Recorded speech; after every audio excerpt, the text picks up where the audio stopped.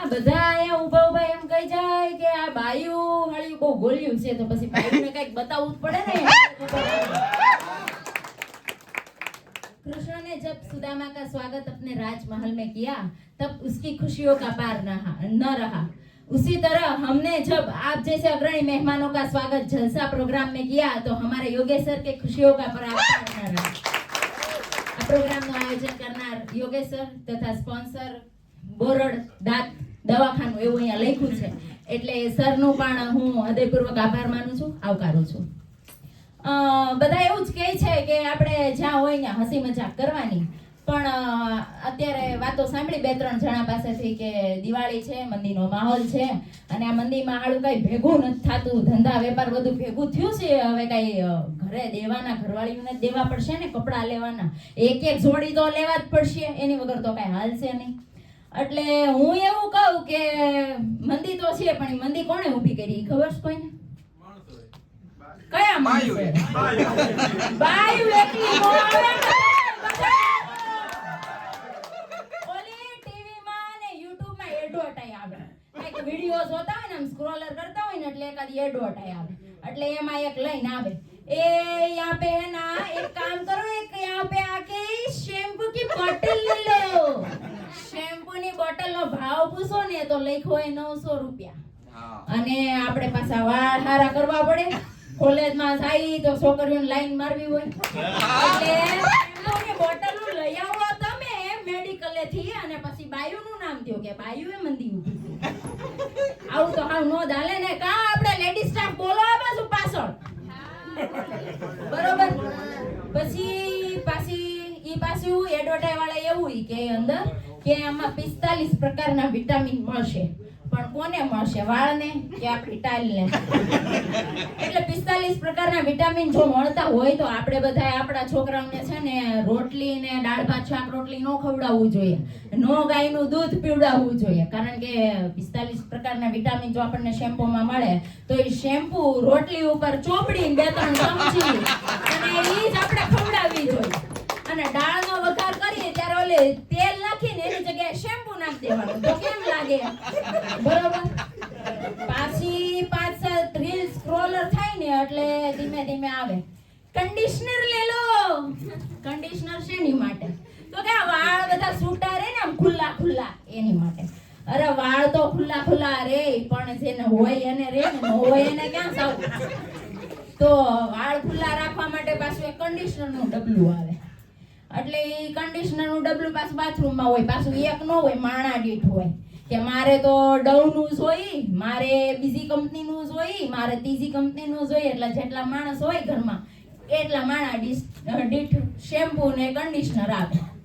પછી પાછી થોડીક રીલ્સ જાય, પાછું આવે. શું લઈ લેવાનું? सीरम ले लो, सीरम सबसे सस्ते प्राइस में सीरम मिलेगा. સસ્તે પ્રાઇસ માં સીરમ તો મળે, પણ સીરમ શેના માટે? તો કે વાળ ચમકે ને લાઈટ માં, એના માટે. હવે તમે કહો તો વાત સાચી કે બાયુ માટે, બાયુ વાળ ચમકાવે, પણ જ્યાં પ્રોગ્રામમાં જવાનું હોય ને ત્યારે બાયુ તમારો એક ખર્ચો ઓછો કરી દે. ઈ તમે ક્યારે વિચાર્યું છે? પાર્લરમાં નો જાય, વાળ સ્ટ્રેટનિંગ કરી નાખે, ઘરે બેઠાની એ પાછી ઇસ્ત્રી થી કરે, મશીન થી તો નહીં જ.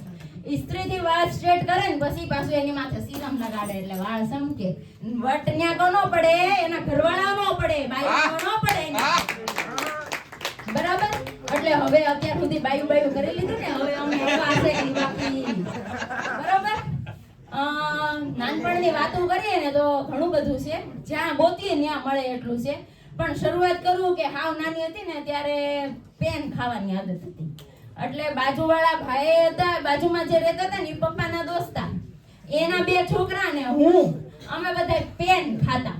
પાટી ઉપર એકડે ઘૂંટવા દીધું હોય, પણ અમે બધા મોઢામાં નાખીને ઘૂંટી પેટમાં.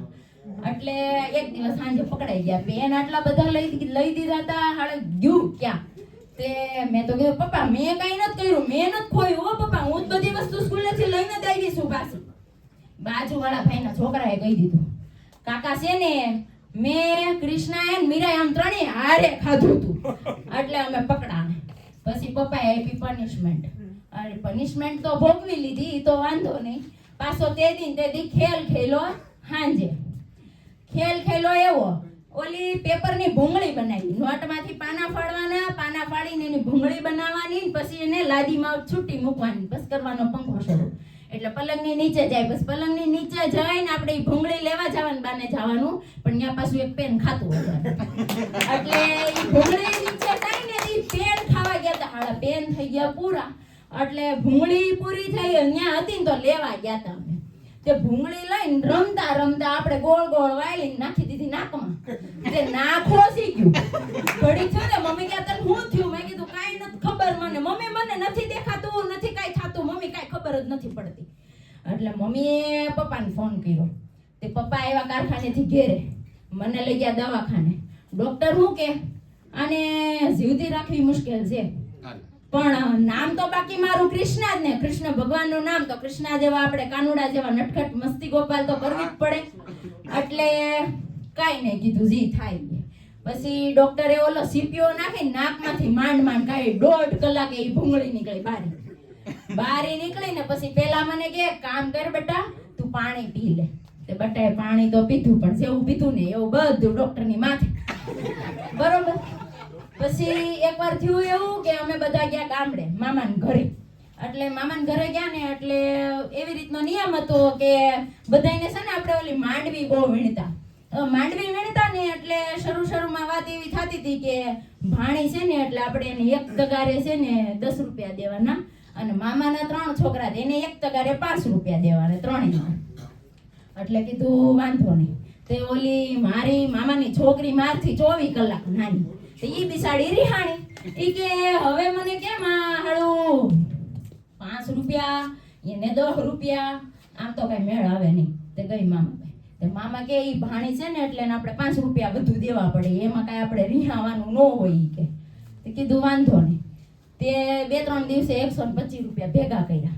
રખતો હોય જ, પેલા વેલા પૈસા ભેગા કર્યા અને એ પાછા ગલ્લામાં નાખવા ભેગા કર્યા હતા. પછી મેં દીધા નાની બાને, તેને દીધા ને એને એમ કીધું કઈ નહીં હું હાસવી દઉં છું બટા.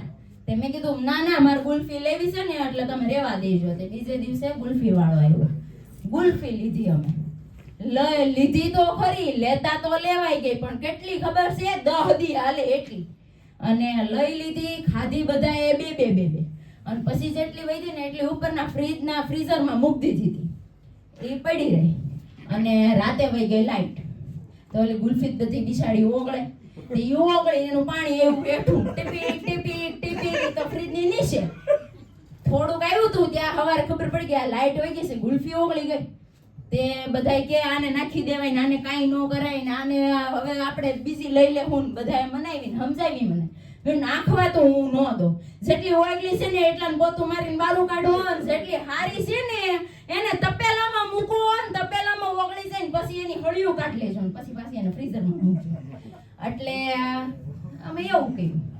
એટલે થયું એવું કે ઈ ફ્રીઝરમાં હતી તો ખરી, પણ બીજે દિવસે મામીએ ઈ તપેલું દઈ દીધું ગાયને, ઠંડુ પાણી પીવડાવ. એટલે ઠંડુ પાણી વિસાડી ગાય પી ગઈ ને અમે રહી ગયા. એટલે આમ હાલ્યું. પછી થોડાક દી પછી એવું હતું કે આ શ્રાવણ મહિનામાં જે વ્રત આવે ને બધા છોકરીઓને રહેવાના મોળાકત ને બધાય, તો ફૂલ કાંજળી મોળાકત ને, તો મોળાકતમાં રવિવાર એક મમ્મી રહી દે, એક રવિવાર પપ્પા રહી દેતા, બીજા બધા અમે રહેતા. તે કેરીનો રસ, ત્યારે કેરીનો રસ એને સ્ટોરેજ કરીને રાખ્યો હતો મામાના ઘરે. તો અમે ઈ કેરીનો રસ પી લેશું એમ વિચાર્યું, કાંઈ ખાવાનું નથી આપણે એટલે હાલ છે, આપણે ઉપવાસ છે તો કાંઈ ખવાય તો નહીં બીજું. કેરીનો રસ તો પી લીધો.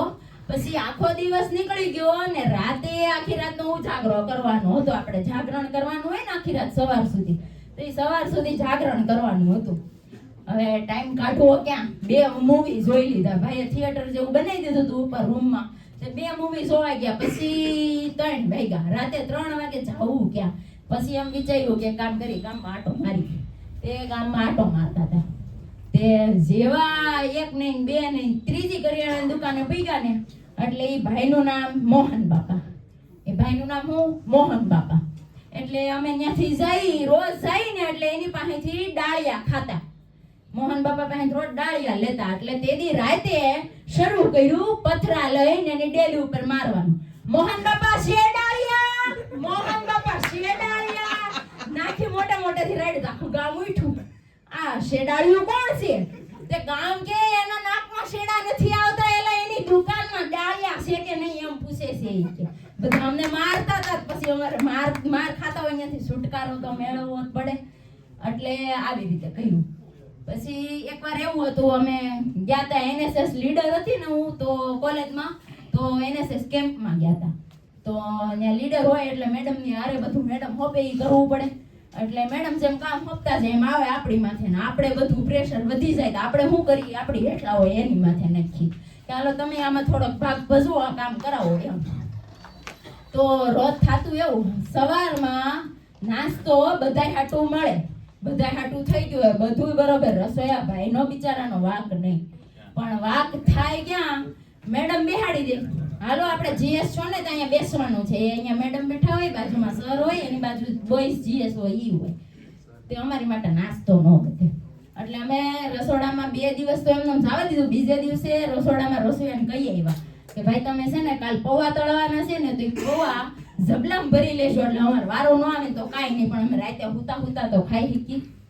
તે ઓલા ભાઈ બિચારે મોટું જબલું ભર્યું તો આપણે લઈને મૂકી આવ્યા રૂમમાં તો મૂકે અડધા ઉંદરડા ખાઈ ગયા. એ અમારા ભાગમાં રહ્યા નહીં પૌવા, અને પછી જે અડધા વૈધા ઈ રાતે ગોદડાની અંદર જબલું લઈને હુતા અને ખાવાનું કર્યું શરૂ. તે ઓલા પૌવાનો તળેલાનો કુકુડ અવાજ તો આવે. તે મેડમ કે કૃષ્ણા બેટા ક્યાંથી અવાજ આવે? મેં મેડમ ક્યાંયથી અવાજ નથી આવતો, અહીંયા ઉંદરડી છે ને કે કડકડ કરે છે, કોને ખબર હું હોય. એટલે અમે પૌવા તો ખાઈ લીધા. પછી હવારે પથારીમાંથી પૌવા મળ્યા ને તો એ મેડમ કે આ કોક પૌવા લઈને આવ્યું હતું કે તમે બે જ ભૂત્યું થયું, તમારે બે સિવાય કોઈ ન. એટલે અમે પકડાણા તો પકડાવા બધાની સામે કે કરવું હું, મેડમ કોઈ કહેતા નહીં હો પ્લીઝ અમારથી ભૂલ થઈ ગઈ, મેડમ અમારથી ભૂલ થઈ ગઈ. તો મેડમે થવાર બધાની સામે જાહેર કર્યું આજે કાંઈ કરવાનું નથી, આ બધાની વચ્ચે તમારે અહીંયા તમારી ભૂલની માફી માંગવાની છે. એટલે મેં કહ્યું મેડમ કઈ ભૂલની વાત કરો છો તમે? કાલ ઓલું તગારું ત્યાં રહી ગયું હતું એની જ ને? તે કે હા, પાછા મેડમ એ બસાવ કરે અમારો. તે અમે કીધું ના મેડમ ઈ તગારું ત્યાં રહી ગયું હતું, ઈ મને ખબર હતી, પણ ત્યાં છે ને ઓલા નાગ દાદા નીકળાતા ને એટલે આપણે તગારું રહેવા દીધું હતું, કોઈની ગાંઠ નહોતી રહી ત્યાં ઊભું રહેવાની, મેંડા તો ઊભી ટાટે થોડવા, એટલે એમ થયું હતું. પછી પાછું મેડમ કે ઈ વાત તો હાસી છે તારી, ઈ વાતમાં દમ છે. પછી કે કામ કરી હાલો આજ પાછા ન્યા જઈ. તો ઓલું NSS કેમ્પમાં તો શું હોય, ઓલો માટીના તગારા ભરવાના, ત્યાંથી પાછા ઓલા તૂટલા ફૂટલા રોડ હોય, ઈ રોડ ઉપર આપણે માટીના તગારા નાખવાના એટલે રોડ હાજો થાય.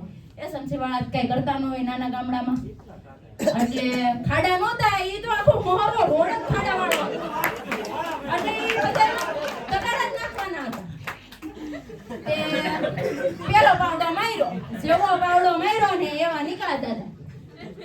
એટલે પાછું શરૂ કર્યું, હવે અહીંયા ઊભું રહેવા હે નહીં, આપણે કાંઈ કામ કરવું નથી. મેં મેડમ આપણે કાંઈ ન કરાય, આમાંથી કોકને છે ને કવડી જાય ના દાદા, તે ઘરે જવાબ દેવા આકરા પડશે, એની કરતા એક કામ કરો રહેવા દો. પછી રહેવા દીધી. પછી શિયાળામાં ગયા હતા, કેમ તો શિયાળામાં જ હોય, એટલે ક્યાં કે તે બધા તેલ તો લઈને ગયા હોય ખાવાનું ને માથામાં નાખવાનું. તે માથામાં નાખવાનું તેલ જેટલા છોકરા લાવ્યા ને, છોકરા છોકરીઓ બધાય લાવ્યા હતા, પણ એ કયું લાવ્યો? ઓલું કોપરેલ તેલ, પેરાશૂટ. હા, એટલે શિયાળામાં કેવું હોય, થીજી ગયેલું, એટલે થીજી ગયેલા તેલના ડબ્બામાંથી, તેલની બોટલમાંથી તેલ કાઢવું આખું એક વાર તે નીકળે નહીં. તેને કાપી નાખ્યું, બધાના મગજ તો બહુ જોરદાર હોય પાછા, એના ઉપરથી કાપી નાખ્યું અને પછી એને તેલ લીધું 3 આંગળી હાથમાં અને આમ સોળવાનું કર્યું. સોળી લગાવ્યું માથામાં તો લગાવ્યું. પછી પાછા કોકની ઘરેથી શીખવાડ્યું હોય ને કે તેલનો બગાડ કરવો નહીં, આ તેલને માથામાં નાખ્યા પછી હાથ ક્યાંય લૂછવા નહીં, હાથ ધોવા નહીં, આવું બધું શીખવાડ્યું હોય. નાના છોકરાઓને બધાને શીખવાડ્યું હોય ને, એટલે એ નાના હોય ત્યારે યાદ રહી ગયું હોય, જે મોટા થાય એમ એની વસ્તુ યાદ જ હોય, આપણને ભૂલાય નહીં. તે છોકરાએ બધાએ તો શું કર્યું કે વાંધો નહીં, પણ છોકરીઓ તો પાછી થોડી કંજૂસાઈ હોય જ, કારણ કે ખબર હોય કે મમ્મી પપ્પા પાસે પૈસા માંગવાના, છોકરાઓ તો ગમે ત્યાં એનો જુગાડ કરી લેતા હોય. એટલે છોકરીઓ શું કરે, માથામાં તેલ નાખી દે, પછી ઓલી આંગળીના વસાડામાં રહી ગયું હોય ને એને આમ કરીને ભેગું કરીને આખા હાથે સોંપડી દે. એટલે અમારે એવું થતું કે છે ને બોડી લોશન એનું ને એનું બની બોડી લોશન તો બનતું બને પણ પાછું વધ્યું હોય ને તેનો મોઢે હોતા ને આમ કરીને આમ સોંપડે એટલે ઈ પાછું સનસ્ક્રીન થઈ જાય. આખો દી મેડમ ભલે ને તડકામાં રાખ્યા પર આપણને કઈ ફેર પડે નહીં. બરોબર, એટલે આવું બધું છે. પછી પાછું જ્યાં આપણે છે ને જાય એટલે નવું થાય ખરું. તે આજે હું છે ને સ્કૂલમાં એક સ્કૂલમાં છે ને છોકરાને પ્રશ્ન પૂછવામાં આવ્યો. શિક્ષકે પ્રશ્ન પૂછ્યો કે આપણી સ્કૂલની બહાર કોઈ બોમ્બ મૂકી જાય તો તું શું કર બેટા? તો વિદ્યાર્થી એવો જવાબ આપ્યો, મેડમ થોડી વાર રાહ જો, ઈ બોમ્બ કોઈ લઈ જાય તો, અને ન લઈ જાય તો ઈ મારા પેપર ચેક કરે અને ઈ પેપરમાં માર્ક્સ કાપે, એના સ્ટાફ રૂમમાં જઈને મૂકી આવું. એટલે શિક્ષકના સ્ટાફ રૂમમાં મૂકી આવે તો હવે વિચારો આગળ શું દશા થાય? શિક્ષક ક્યાં મૂકે? એમાં શિક્ષક હશે ઈ કહેશે શિક્ષક તો વાતમાં છે એટલે વાંધો નહીં. બીજા જવાબ ગોતો હવે તમે. શિક્ષક અહીંયા નો મૂકે. શિક્ષક તો મૂકે એના જે હેડ હોય ને ઓફિસમાં ત્યાં કે આગળ કેતા બંધ થાય. એ ઠીક છે નહીં, શિક્ષક વાત થાય છે.